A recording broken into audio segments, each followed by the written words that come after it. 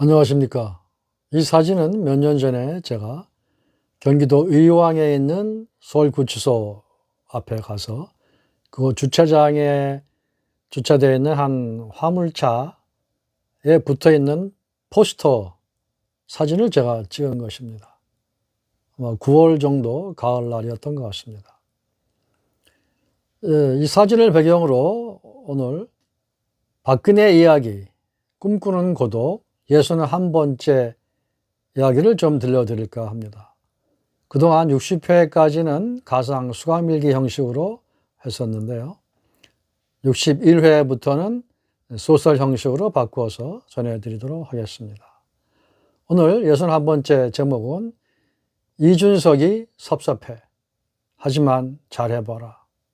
이 제목이 되겠습니다. 이것은 제가 직접 쓴 소설 이야기입니다. 일요일 아침 구치소 담장 너머 나무에 새들이 올라앉아 떠들어대고 있다. 가치들이 올라앉은 나무도 있고 참새들이 모여있는 나무도 있다. 지난해부터 몇몇 나무들에 새들이 종류별로 옹기종기 모여있는 것을 보아 아마도 이 지역 텃새들인 모양이다. 새들은 오늘이 일요일이니 또 퀸이 나오겠네? 오늘은 무슨 말을 하고 갈까? 오늘도 사과를 던져줄까? 등등의 얘기를 주고받으며 짹짹거리기도 하고 크악크악 거리며 울기도 했다. 오전 10시쯤 되어서 그녀가 마당에 나타났다. 새들이 기다리던 퀸이었다. 구치소 주변의 텃새들은 그녀를 퀸이라고 부르기로 몇 년 전부터 약속을 했었다. 퀸이 옛날에 어느 나라 대통령이었대. 한때는 권력이 대단했었나 봐. 이렇게 몸통 큰 까치 한 마리가 제잘거렸다. 그러자 새카만 눈이 양옆으로 쭉 찢어진 다른 까치가 말 참견을 했다. 그러면 뭐하니?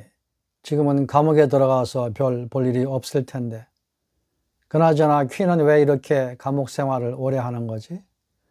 바깥에서 봐주는 백이 없는가 봐.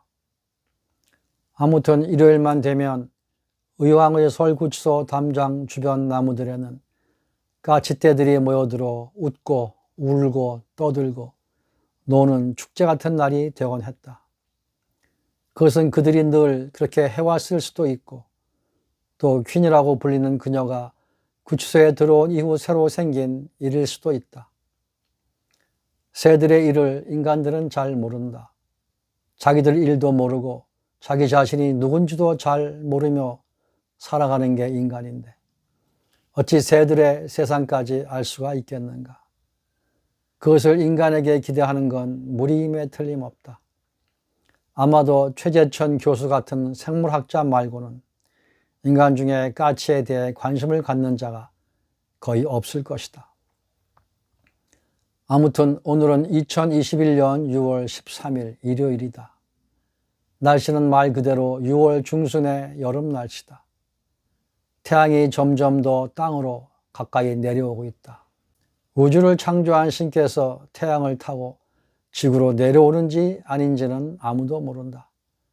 인간은 그냥 이렇게 저렇게 아는 척만 하는 동물이기 때문이다. 인간은 어쩌면 까치들보다 자연과 신에 대해서 아는 게 별로 없을지도 모른다. 약간은 따가운 아침 햇빛이 거북한지 그녀는 한 손으로 얼굴을 가리며 구치소 마당으로 걸어 나왔다. 나무 위에 까치들이 기다렸다는 듯이 일제히 크악크악 거리며 울어대기 시작했다. 새들에게 퀸이라 불리는 그녀는 그런 환경에 이미 익숙해진 듯 웃으며 나무 위의 새들을 쳐다보았다. 그리고 행복한 미소를 새들에게 보냈다. 행복하지 않아도 그녀는 새들에게는 행복한 미소를 보내기로 했다. 까치들은 더 큰 소리로 울어댔다. 어쩌면 새들이 웃어댔다고 표현하는 게 옳을 것 같다. 구치소에 들어올 때 수감자 카드에 본명 박근혜, 수감번호 503 이렇게 기록했던 그녀는 이제 퀸이라는 별명을 가지고 구치소 밖 까치들과 친구가 되었다. 구치소 내 다른 사람들과 그녀는 별 특별한 친근감을 나누지 않고 지내왔다. 원래 고독한 것이 그녀의 특징이다. 그녀의 가장 강한 개성 한 가지를 들라면 그것은 고독이다. 그 고독감은 그녀가 이곳 의왕에 오기 전부터 가지고 있던 것이다. 물론 의왕에 와서 그녀가 더 고독해지기는 했을 것이다. 그녀가 태어나기 전부터 고독했는지, 살아오면서 이런저런 고통을 겪으며 고독해졌는지, 아니면 구치소에 들어와서 더욱 고독해진 건지, 그것 또한 누군가 전문가들이 연구해 볼 만한 주제일 것이다. 그녀가 구치소에서 자주 또는 이따금씩 얼굴을 보아야만 하는 사람들이 있기는 하다. 구치소 소장이 그렇다. 그 사람은 자기가 알아서 이따금씩 5035 방을 둘러보고 간다. 가볍게 인사만 한다. 싱거운 사람이다. 약간 거들먹거리기도 하고 또 약간 엉거주춤한 표정을 짓기도 한다. 하지만 그 사람 마음을 읽기는 좀 어려운 인간이다. 별로 솔직해 보이지 않는 남자. 그런 인상으로 그녀에게 남아있을 뿐이다. 또 한 사람은 구치소 의료팀장인 닥터다. 닥터는 비교적 그녀에게 친절하게 대해주었다. 건강 걱정도 많이 해주고 몸이 불편할 때 약을 잘 챙겨주기도 하였다. 또 수술이 필요할 때 서초동 성모병원 수속을 잘 도와주기도 하였다. 그녀는 그런 닥터에게 좋은 인상을 가지고 있다. 그녀가 구치소에서 잊지 않고 또 기억하는 한 사람은 5035 담당 여성교도관이다. 여성교도관은 자기 이름이 이순이라고 했다. 순이 씨는 친절하기도 하고 공무원답기도 하고 또 인간적이기도 하였다. 그녀가 보고 싶어하는 책을 도서관에서 찾아주기도 하고 간식을 대신 구매해 주기도 했다.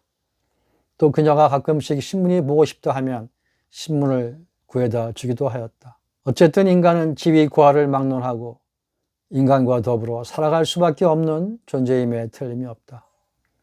청와대에 있건 구치소에 있건 인간이 사는 건 사는 것인가 보다. 스테이크와 랍스터를 먹어도 한 끼 밥이고 1440원짜리 구치소 식판에 담긴 음식을 먹어도 한 끼 밥은 밥이다. 그녀는 의왕에 와서 처음으로 그래, 인간은 어디서나 인간이고 밥은 어디서나 밥이야. 그런 깨달음을 얻기도 하였다. 그녀는 의왕에 들어와서 처음에는 시간이 고통스럽게 지나간다고 느꼈다. 그러다가 1년이 지나고 2년이 지나면서 점차 세월이 허무하게 흘러가고 있다고 생각하게 되었다. 그리고 인생도 시간처럼 더덥고 세월처럼 허무한 것 아닌가 하는 생각을 갖게 되었다. 이제 내 인생에서 크게 바라는 것도 크게 원망하는 것도 없어. 인생은 인생이고 고독은 고독이고 또 죽음은 죽음일 뿐이겠지. 그렇게 체념적인 생각을 갖게 된 것이다. 아무튼 오늘은 햇빛 뜨거운 여름날의 일요일이다. 그녀는 한 손에 들고 나온 사과 한 쪽을 까치들 많이 모여있는 나무 쪽으로 힘차게 던졌다. 그러자 까치 몇 마리가 나무에서 뛰어내려와 크악크악 거리며 다투듯이 사과 한 쪽을 먹어치웠다. 그녀는 까치들도 사과를 좋아하고 맛있게 잘 먹는다는 사실을 의왕에 와서 처음 알게 되었다. 그래서 지금은 사과를 간식으로 구해서 5035 방에서 혼자 먹기도 하고 가끔은 이렇게 마당에 가지고 나와서 까치들에게 던져주곤 하는 것이다. 그런 행동이 즐겁기도 하였다. 그녀는 까치들이 참 재미있고 좋은 친구라고 생각하고 있다. 까치들도 그렇게 생각하는지 아닌지 그건 잘 모르겠으나 아무튼 그녀와 까치들은 서로를 이해하면서 비교적 잘 지내고 있는 것 같았다. 그녀는 매일 오후에 구치소에서 틀어주는 보람이 방송 TV를 본다. 그리고 일요일엔 순희 씨 또는 다른 교도관이 갖다주는 신문 한두 장을 펼쳐보곤 한다. 오늘 아침 그녀는 국민의힘 새로운 당 대표가 된 이준석의 기사를 유심히 읽어보았다. 그녀의 가슴 속에 말할 수 없는 이런저런 회한들이 아침 안개처럼 하얗게 피어올랐다. 이준석은 똘똘하기도 하고 귀엽기도 한 어린 청년으로 그녀는 기억하고 있었다. 하버드 대학에서 공부하고 돌아온 똑똑한 젊은이라는 추천을 받고 청년 정치인으로 발탁을 했던 게 엊그제 일 같기만 했다. 그런데 무슨 세월이 어떻게 흘러갔는지 그 어린 청년이 당의 대표가 되었다 하니 세월이 무상하여 그녀는 할 말을 잊을 수밖에 없었다. 이준석에 대한 방송 뉴스를 보고 또 신문을 보며 그녀는 한동안 아무 말도 아무 생각도 할 수가 없었다. 이것이 변화인가? 이것이 세대 교체인가? 이런 것이 세월의 허무함인가? 하고 그녀는 생각할 뿐이었다. 한 가지 서운하고 섭섭한 것은 이준석이가 대구에 내려가서 많은 사람들 앞에서 박근혜 대통령이 저를 영입해 주신 것은 대단히 고마운 일이나 박근혜 대통령이 탄핵된 것은 그 당시 정당했다고 생각합니다. 하지만 제가 개인적으로 감사한 일은 다른 방법으로 보답을 하겠습니다. 이렇게 얘기를 했다고 한다. 이 기사를 읽으며 그녀는 이준석이가 참으로 영악하고 당돌한 젊은 놈이라고 생각했다. 씁쓸하기도 하고 대견하기도 하였다. 그러면서도 자신이 탄핵된 일이 당시에 정당했노라고 자신 있게 대구까지 가서 말한 것은 뭐라고 설명해야 될지 또 어떻게 받아들여야 할지 종잡을 수가 없었다. 대구 사람들이 이준석의 그 말에 대해 특별한 대응을 하지 않았다는 것도 조금은 의아했다. 지금까지 그녀가 들어온 대구의 정서와는 전혀 딴판의 반응이었기 때문이다. 아, 역시 세월이 지나면 잊혀지는 것이 인지상정인가 보구나. 그렇게 체념하려고 해도 서운하고 섭섭한 마음은 어쩔 수가 없었다. 신문지 위로 닭똥 같은 그녀의 눈물이 뚝뚝 떨어져 내렸다. 한참 뒤에야 마음을 추스린 그녀는 속으로 이렇게 생각했다. 그래, 준석이 내가 잘해보아라. 보수가 무엇인지를 내가 보여주어라. 세상이 변하면 정치도 당연히 변해야겠지. 그래, 준석이 내가 그 변화를 감당하고 만들어 보아라. 그래도 내가 자네를 발탁했다는 사실은 영원히 잊지 않기를 바란다. 그녀는 이렇게 속으로 중얼거리며 신문을 접어서 방 한쪽으로 밀어놓았다. 그녀는 오늘따라 눈이 쓰리고 가슴은 더욱 무너져 내리는 것만 같았다. 창문 밖에서는 까치들이 크악크악 거리며 울어대고 있었다. 뜨거운 햇빛은 구치소 마당에 내려앉아 오래도록 놀다가 돌아갔다. 그녀의 방 503호는 해가 진 뒤에도 후텁지근하기만 했다. 그녀는 말없이 한동안 벽을 응시하고 있었다. 오늘 내용은 여기까지입니다. 고맙습니다.